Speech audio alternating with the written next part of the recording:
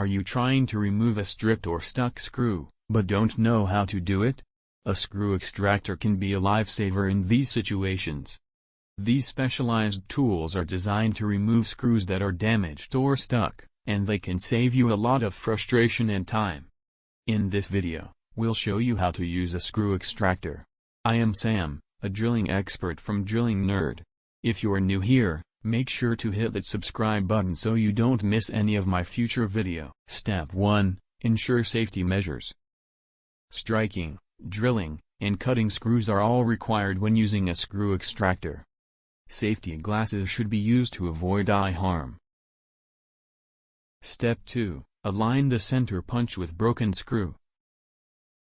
Align the center punch with the center of the torn or broken screw and softly tap it with a hammer to release the punch from its holding. You want to make a slight depression in the middle of the screw so that the drill bit may be guided more easily.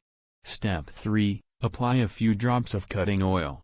A tiny drop of thread cutting oil on the head of the broken screw make the drilling process much simpler.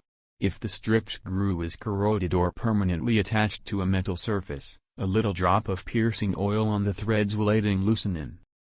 Step 4. Align the drill bit with screw head.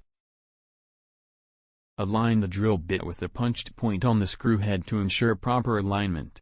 Drilling carefully and slowly, making sure to maintain the drill and bit aligned properly with the screw throughout the procedure. Prepare to drill approximately 1/8 to 1/4 inch into the bolt head. The depth will be affected by the size of the screw extractor you'll be employing. Step 5. Start the extraction process. To start the extraction process, insert the screw extractor into the bored hole you previously created and use a wrench or drill to turn it clockwise. The extractor's threads will move it closer to the hole until it bites into it. Once the extractor grabs hold of the damaged or stripped screw, twist it counterclockwise and pull to remove the screw.